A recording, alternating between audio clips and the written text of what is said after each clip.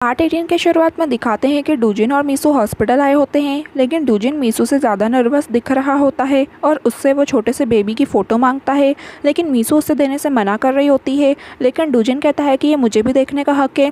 तब जाके वो डूजिन को अल्ट्रासाउंड फ़ोटो देती है और उस फ़ोटो को देख के डूजिन कहता है कि ये तो बहुत छोटा है। तो मीसू कहती है बच्चा बड़ा हो गया होगा। डूजिन उस फ़ोटो को बहुत हैरानी से देख रहा होता है। इतने में मीसू का टर्न आ जाता है और वो अल्ट्रासाउंड कराने के लिए चले जाती है, लेकिन डूजिन बाहर आ जाता है। अब वो बाहर आके बहुत कंफ्यूज हो रहा होता है कि मैं क्या करूं क्या ना करूं। फिर वो जल्दी से मीसू के पास आ रहा होता है और यहाँ मीसू अपने बेबी को देखकर बहुत इमोशनल हो रही होती है और डॉक्टर बताती है कि बेबी मूव कर रहा है। उतने में डूजिन भी आकर अपने बेबी को देखने लगता है और डॉक्टर बताती है कि सब कुछ ठीक है, बेबी बिल्कुल नॉर्मल है। अब जब ये दोनों जा रहे होते हैं तो मीसू कहती है कि तुम अचानक अंदर क्यों आए, चिंता मत करो, मैं और बच्चा तुमसे दूर ही रहेंगे। तो डूजिन अचानक से मीसू से कहता है कि चलो शादी कर लें और इस बच्चे को साथ में पालें। तो मीसू ये सुनकर शॉक होती है और कहती है कि जब हम एक दूसरे को पसंद ही नहीं करते तो शादी कैसे कर सकते हैं। तो डूजिन कहता है कि मैंने फिर से तुम्हें पसंद करना स्टार्ट कर दिया है, लेकिन तुम्हारे बारे में मुझे पता नहीं। तो मीसू कहती है कि अगर मैं इतनी ही पसंद हूँ तो तुमने मुझे छोड़कर दूसरी लड़की क्यों पकड़ ली डेट करने के लिए। और यहीं से इनकी इस बात पर फाइट स्टार्ट हो जाती है और मीसू गुस्से में जाने लगती है। तो फिर वही बाइक वाला वहाँ से गुजरता है और मीसू उससे टकराते टकराते बचती है और डूजिन मीसू को पकड़ लेता है और उसकी चिंता कर रहा होता है। और ये देखकर ही मीसू रोने लगती है और कहती है कि मैं तुम्हें अपने साथ रहने के लिए कैसे मनाऊं, तुम पहले ही किसी दूसरी वो अजीब सी दिखने वाली लड़की के साथ हो, मेरी भी कोई इज्जत है। अगर मैं तुम्हें वापस बुलाती तो तुम्हें लगता कि मैं तुम्हारे पैसों के पीछे हूँ। अब ये सुनकर डूजिन उसे चुप करवाता है और कहता है कि मैं उस अजीब सी लड़की से पहले ही ब्रेकअप कर चुका हूँ। ये सुनकर मीसू भी कहती है कि मैंने भी कुछ दिनों बाद यूनू से ब्रेकअप कर लिया था क्योंकि वो बहुत चिपकू था। ये सुनकर डूजिन हंसने लगता है और फिर फाइनली इनके बीच की मिसअंडरस्टैंडिंग्स क्लियर हो जाती हैं। फिर डूजिन उससे कहता है कि चलो शादी कर लें। तो मीसू कहती है हाँ। अब वो फिर से रोने लगती है क्योंकि उसके लिए ये सब शॉकिंग था और ना ही कोई प्रपोजल और ना ही कोई हीरे की रिंग। तो ये सुनकर डूजिन उसे चुप करवाता है और कहता है कि मैं तुम्हारे लिए सब कुछ करूँगा और फाइनली इनका पैचअप हो जाता है। अब ये बात जब बोरा को पता चलती है तो वो हैरान होती है और कहती है कि पहले डेट, फिर प्रेगनेंसी और अब सीधा शादी, तुम दोनों भी कमा लो। तो मीसू कहती है कि मुझे भी नहीं पता था कि मेरी लाइफ इतनी अप्स एंड डाउन्स होंगी। और फिर ये दोनों अपनी ही बातों में लग जाती हैं। अब नेक्स्ट डे डूजिन अपनी शादी के न्यूज़ सबको बता देता है और सब ये सुनकर शॉक होते हैं और गैस करके बता रहे होते हैं कि क्या ये लड़की से शादी कर रहे हो या उस लड़की से। लेकिन डूजिन कहता है कि इनमें से कोई भी नहीं है। बोरा तो सब कुछ चुप करके सुन रही होती है। अब जैंग पूछता है कि शादी कब है, लेकिन डूजिन बताता है कि अभी तक मैंने प्रपोज ही नहीं किया। ये सुनकर ये तीनों हैरान हो जाते हैं और कहते हैं कि क्या वन साइडेड लव है, और इनकी ऐसे ही बातें चल रही होती है। यूचन भी अपना काम करते हुए ये सब सुन रहा होता है। फिर उसे इन्वेस्टिगेटिंग ऑफिसर का कॉल आता है और वो बताता है कि नेक्स्ट इन की इन्फॉर्मेशन लीक करने वाले बंदे को हमने पकड़ लिया है, आप आ जाइए। अब इन्वेस्टिगेटिंग ऑफिसर उसे टीम लीडर गांव के पास ले जाता है। फिर यूचन गांव से पूछता है कि तुमने ये क्यों किया, क्या पैसों के लिए या मैंने कुछ गलत किया। तो गांव कहता है कि दोनों वजह थी, पैसे की भी ज़रूरत थी और तुम्हें बर्बाद भी करना चाहता था। तो यूचन पूछता है कि क्या ताइसन कंपनी या ताइजुन ने तुमसे ऐसा करने को कहा था, क्योंकि उस रात तुम नेक्स्ट इन में आए लेकिन कुछ चुराया नहीं, उसके बाद 10 करोड़ लोगों की इन्फॉर्मेशन लीक करना, इसका क्या मतलब। लेकिन गांव मानने को तैयार ही नहीं होता कि उसके साथ कोई और दूसरा भी शामिल था, मतलब ताइजुन। बस वो यही कहता है कि ये सब मैंने किया। अब जब यूचन उसे घूर कर देख रहा होता है तो गांव अपनी साइड की स्टोरी बताता है कि मुझे तुम्हारी तरफ से जॉब का ऑफ़र आया था 7 साल पहले। मैंने उस टाइम कुछ नहीं सोचा और जल्दी से तुम्हारी ऑफ़र को एक्सेप्ट कर लिया था। और जब मैंने अपना पहला गेम रिलीज़ किया तो वो बहुत अच्छा गया, इसलिए मैंने सोचा कि यही मेरे लिए सबसे अच्छा काम है। और एक दिन तुमने मुझे अचानक से कंपनी से निकाल दिया, मेरी लाइफ बर्बाद हो गई उसके बाद।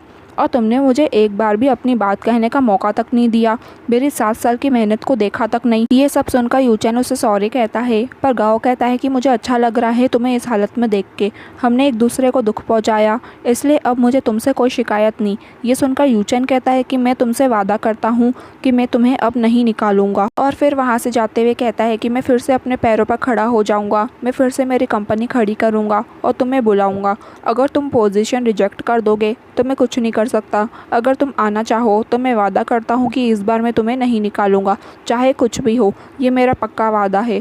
गाओ ये सब सुनकर भी यूचन को अभी कुछ नहीं कहता। अब यूचन यहाँ ताइजुन से मिलने आता है तो ताइजुन उसको देखकर कहता है कि मुझे लगा तुम्हारे पास कोई रीज़न नहीं है यहाँ आने का। तो यूचन आगे से पूछता है कि सब कैसा चल रहा है। तो ताजुन कहता है कि मुझे लगता है पहली बार तुमने मेरे बारे में पूछा है। अब यूचन ताजुन को बताता है कि मैं गाँव को मिल के आ रहा हूँ पुलिस स्टेशन से एज अ विटनेस। तो ये सुनकर ताजुन कहता है कि लगता है वो लोग मुझे भी जल्द बुलाएंगे। क्या तुम इसलिए आए हो क्योंकि तुम्हें लगता है वो इन्फॉर्मेशन मैंने चुराई? ऐसा नहीं है, गाँव ने उस रात इन्फॉर्मेशन चुराई, मेरी उससे फाइट भी हुई। तुमने वो सिक्योरिटी कैमरा देखा था ना? क्या तुम्हें लगता है कि ये सब एक नाटक था?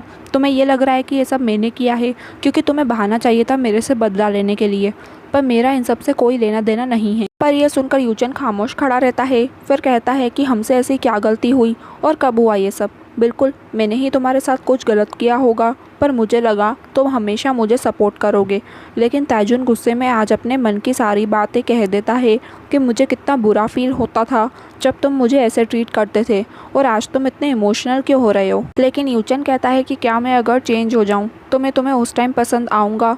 क्या हम पहले की तरह वापस हो सकते हैं? ताजुन ये सुनकर बस हैरानी से उसे देखे जा रहा होता है और फिर यूचन वहाँ से चले जाता है। अब ये सब यहाँ ऑफिस में चर्चा कर रहे होते हैं कि गांव के पीछे भी कोई और है जिसने उसको इन्फॉर्मेशन लीक करने का ऑर्डर दिया था, क्योंकि इन सबको ये बात पता चल गई थी कि गांव अरेस्ट हो चुका है और यूचन उससे मिलने गया है। लेकिन बोरा उन सबको ये चर्चा बंद करके स्माइल करने को कहती है यूचन के सामने, और सब उसको फेक स्माइल करके दिखा रहे होते हैं कि हम ऐसे स्माइल करेंगे। अब जैसे ही यूचन आता है तो बोरा आगे से उसको सरप्राइज कह के स्माइल कर रही होती है और बाकी सब भी स्माइल कर रहे होते हैं। यूचन को समझ नहीं आता कि इन सबको हुआ क्या, और फिर पूछता है ये फेक स्माइल क्यों कर रहे हो? तो बोरा कहती है फेक स्माइल का क्या मतलब, ये लोग तो आपका वेलकम कर रहे हैं। दरअसल ये सब लोग यूचन का मूड अच्छा करने की कोशिश कर रहे थे, पर यूचन कहता है कि ठीक है आप सब अपना काम करें, ये कहकर चले जाता है। अब जैंग यूचन को आके अपना बनाया हुआ गेम दिखाता है। यूचन उसको टेस्ट करके देखता है, फिर बकवास कह देता है उस गेम को। चैंसू कहता है कि सर हमने इसमें बहुत मेहनत की है। यूचन बताता है कि कॉन्सेप्ट अच्छा है पर बहुत कॉम्प्लिकेटेड है, सेलिंग पॉइंट पे फोकस नहीं है, और सबको डांटता है कि क्या कंपनी छोटी हो गई है, तो क्या तुम्हारा इमेजिनेशन भी छोटा हो गया है, और वैसे भी हमारा ओपनिंग प्रोजेक्ट है, हमें कुछ बड़ा करना चाहिए। तो बोरा आगे से कहती है कि अब क्या करें, इसका फेंक दें। तो यूचन कहता है किसने कहा फेंक दो, कॉन्सेप्ट अच्छा है। अब ये सुनकर सब थोड़ा खुश होते हैं। अब यूचन कहता है कि मैं तुम्हें 1 हफ्ते का टाइम देता हूँ, इसे और भी ज़्यादा मज़ेदार बनाओ, और फिर एक एक को उनका नाम लेकर उनकी तरफ देखकर कहता है कि तुम ये करो तुम वो करो। अब ये देखकर तो सब हैरान होते हैं कि यूचन ने हमें पहचान लिया कि हम कहाँ खड़े हैं। अब यूचन सबको देखकर कहता है कि ऐसा क्या हो गया जो तुम मुझे घूर कर देख रहे हो? तो चैंसू खुश होकर पूछता है कि क्या आपने हमें पहचान लिया? अब यूचन ने सबका नाम लिया था सिवाय डूजिन के। यूचन भी हैरानी से सबको देख रहा होता है और खुश होता है कि फाइनली उसकी इनएबिलिटी ख़त्म हुई, और उसे तो यकीन ही नहीं आ रहा होता। अब डूजिन जब आगे आ रहा होता है कि क्या यूचन ने मुझे पहचाना या नहीं, तो यूचन उसको देखकर ही कह देता है कि तुम कौन हो। बेचारा ये सुनकर ही जैसे आया था वैसे वापस चले जाता है और सब हंसने लगते हैं। अब नेक्स्ट सीन में जब यूचन और बोरा जब अपने काम के सिलसिले में कुछ लोगों से मिलने आते हैं, तो यूचन उनका बिल्कुल सही नाम लेके उनसे मिलता है और बिना किसी एटीट्यूड के अच्छे से बात करता है, और बोरा भी यूचन के लिए बहुत खुश होती है। अब जब ये दोनों बस में जा रहे होते हैं तो यूचन उसका आज का स्कोर पूछता है, तो बोरा कहती है कि 89 है। आज ऐसा लग रहा था कि आप ज़बरदस्ती कर रहे हैं ये सब, जैसे शुक्रिया करना, हाथ मिलाना, अच्छे से बात करना, ये सब ज़्यादा नहीं हो गया? ऐसा लग रहा था जैसे ये आप थे ही नहीं, बस मुझे ये थोड़ा अजीब लगा। तो यूचन ये सुनकर कहता है कि तुम्हें ये नहीं पसंद, तुम्हें वो नहीं पसंद, तुम चाहती क्या हो? तो बोरा हंसकर कहती है कि हाँ ये भी सही है। फिर थोड़ी देर बाद दोनों को ही नींद आ जाती है और दोनों ही साथ में बस में सो जाते हैं, और इस मोमेंट पर ये पार्ट पूरा होता है गाइस।